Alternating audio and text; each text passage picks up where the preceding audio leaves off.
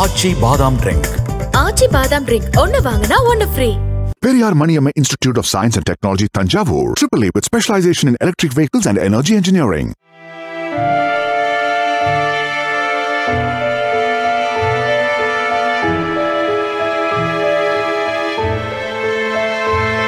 தமிழ் சினிமாவில் பழம்பெரும் நட்சத்திரமாக வலம் வந்த நடிகர் ராஜேஷ் தமிழ், தெலுங்கு, மலையாளம் உட்பட பல்வேறு மொழிகளில் 150க்கும் மேற்பட்ட திரைப்படங்களில் நடித்துள்ளார். நடிகர் ராஜேஷ் ஒரு சினிமா நடிகராக மட்டுமல்லாமல் டப்பிங் கலைஞர், எழுத்தாளர், சின்னத்திரை நடிகர், ஜோதிடம் என பன்முகத்தன்மை கொண்ட கலைஞராக விளங்கினார். கடைசியாக விஜய் சேதுபதி, கேட்ரினா கைஃப் நடித்த மேரி கிறிஸ்துமஸ் படமே இவர் நடித்த கடைசி படமாக உள்ளது. இந்த சூழலில் 76 வயதான நடிகர் ராஜேஷுக்கு இன்று காலை திடீரென உடல்நலக்குறைவு ஏற்பட்டிருக்கிறது. இதை அறிந்த அவரது உறவினர்கள் நடிகர் ராஜேஷை மருத்துவமனைக்கு அழைத்துச் செல்லும் வழியில் அவருக்கு மூச்சு திணறல் ஏற்பட்டு காலமானார். இச்செய்தி திரைத்துறையினர் மத்தியில் பெரும் அதிர்ச்சியை ஏற்படுத்தியுள்ள நிலையில் அனைவரும் ராஜேஷ் மறைவிற்கு இரங்கல் தெரிவித்து வருகின்றனர். அந்த வகையில் நடிகர் ராஜேஷ் மறைவுக்கு மதிமுக பொதுச் செயலாளரும் எம்பியுமான வைகோ தனது ஆழ்ந்த இரங்கலை தெரிவித்துள்ளார். இது தொடர்பாக அவர் வெளியிட்டுள்ள அறிக்கையில், கலை உலகில் சிறந்த குணச்சித்திர நடிகரும் எழுத்தாளருமான சகோதரர் ராஜேஷ் மறைந்த செய்தி அதிர்ச்சியும் வேதனையும் அளிக்கிறது. பழகுவதற்கு இணைய பண்பாளரான ராஜேஷ் அவர்களின் மறைவால் துயர்படும் குடும்பத்தாருக்கும் உற்றார் உறவினருக்கும் கலை உலக நண்பர்களுக்கும் மதிமுக சார்பில் எனது ஆழ்ந்த இரங்கலை தெரிவித்துக் கொள்கிறேன் என குறிப்பிட்டுள்ளார். மதுரை வேலூர்ல உணர்ந்து திரும்ப சேர்க்கறதுக்காக அங்க டாக்டர் ஜான்சன் இருந்தாரு. அவர் பெரியாருக்கும் வேண்டியவர், அண்ணாவுக்கும் வேண்டியவர். அண்ணாவுக்கு 5 பேர் கொண்ட ஒரு டாக்டர்கள் குழு போட்டாங்கல்ல, அதில் டாக்டர் ஜான்சன் ஒருத்தர், சதாசிவம் ஒருத்தர். அவரு நான் வருஷம் அங்க போறதுனால அவர்கிட்ட பழகி ரொம்ப நெருக்கமாயிட்டேன். கண்ணாசனோட வந்தப்போ கூட அவர் ரூம்ல வச்சுதான் 3 மணி நேரம் பேசிட்டு இருந்தோம். கண்ணாசன் சிரிக்க வச்சு பேசிட்டு இருந்தார். பல கதைகளை சொல்லிட்டு இருந்தாரு. அவர் கதைகளை ஃப்ரீயா பேசினாரு. அந்த ஹாஸ்பிட்டலில் கொண்டாந்து நான் விடும்போது ராஜபாளையம் தாண்ட உடனே கார் டயர் பஞ்சர் ஆயிடுச்சு. ஊர்ல இருந்து புறப்பட்டு வர்றோம். 9ஆம் தேதி இது, அக்டோபர் 9ஆம் தேதி 72 நான் புறப்பட்டு வர்றோம் காலையில. அடுத்து திருமங்கலம் தாண்டி அடுத்த டயரும் பஞ்சர் ஆயிடுச்சு. இன்னொரு டயரையும் திரும்ப போட்டுட்டு வர்ற, மழை கொட்டுதுன்னு வெள்ளமா போகுது, புயல் மழை மாதிரி அடிக்குது. எப்படிதான் நாங்க வந்து சேதம்னே தெரியல. வேலூருக்கு வரும்போது ராத்திரி 2 மணி ஆயிடுச்சு. 2 மணி ஆயிடுச்சு. அங்க அனெக்ஸ்ல தான் அந்த நோயாளிகளுடைய உறவினர்கள் தங்க வைப்பாங்க. அதுல ரூம் போட்டிருந்தது. அப்பாவை தங்க வச்சுட்டு நான் மெட்ராஸ் போயிட்டு வரேன்ப்பா, ஏதோ கேள்விப்படுறேன், மெட்ராஸ் ஏதோ எம்ஜிஆர் பேசிட்டாரு அப்படின்னு சொல்லி. அப்படி 8ஆம் தேதி தானே பேசுறாரு அவரு. 8ஆம் தேதி தானே திருக்கடுக்குன்றத்திலையும் ஆயிரங்களுக்களையும் பேசுறாரு. எல்லா தொண்டர்களையும் கணக்கு கேட்பேன், எல்லா செயலாளர்களும் கணக்கு கொடுக்கணும்னு சொல்லி பேசுறாரு. நான் இங்க வரேன், வந்து சாதிக் பாட்சா வீட்டுக்கு போறேன். ஒருத்தருக்கு ரவீந்திரன் ஒருத்தருக்கு இன்ஜினியரிங்க்கு இன்டர்வியூ வந்திருக்கு, அதுக்காக சொல்லலான்னு போறேன். அப்ப சாதிக் பாட்சா சொல்றாரு, அநேகமா எம்ஜிஆரை நீக்கிடுவோம் இன்னைக்கு நினைக்கிறேன் அப்படின்னு சொல்றாரு. என்னென்ன சொல்றீங்க, தலையில இடி விழுந்த மாதிரி இருக்கு, எம்ஜிஆரை நீக்கிடுவோம்னு சொல்றீங்களே நீங்க? ஆமா, அவர் அந்த மாதிரி ஒரு நடவடிக்கை எடுத்துட்டார்ல.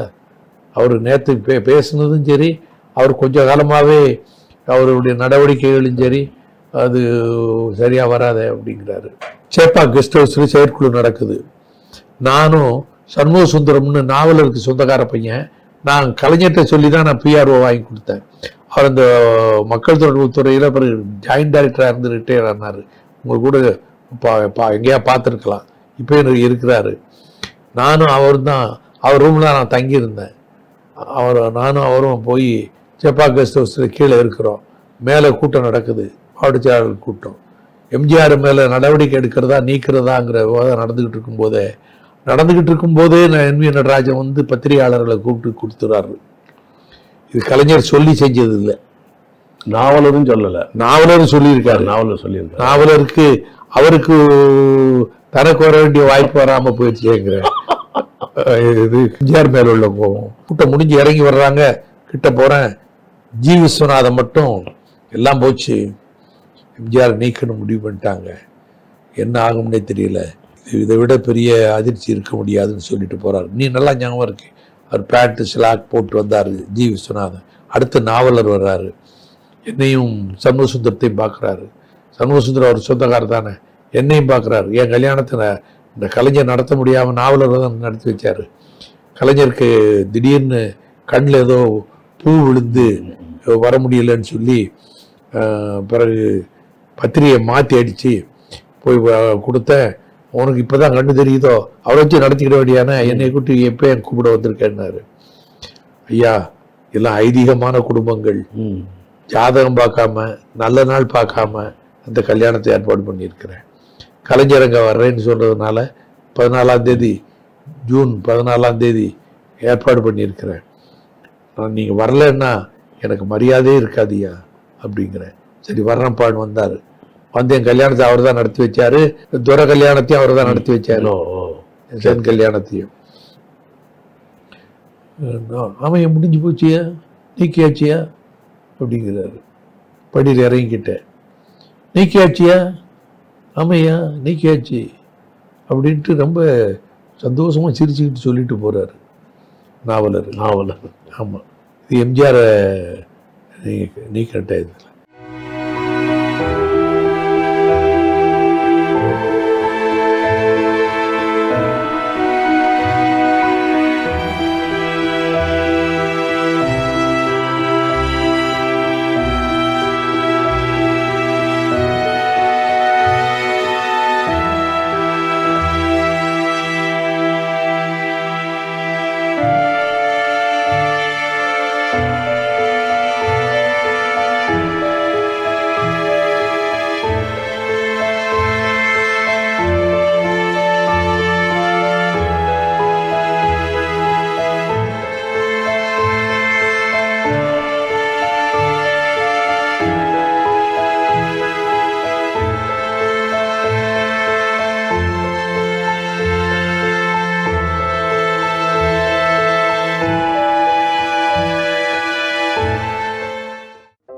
நக்கீரன் டிவிக்கு சப்ஸ்கிரைப் செய்யுங்கள்.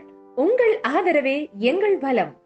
ஆசிரியர்களுக்கு நண்பனாகவும் மாணவர்களுக்கு ஆசானாகவும் திகழும் தேர்வு வழிகாட்டி.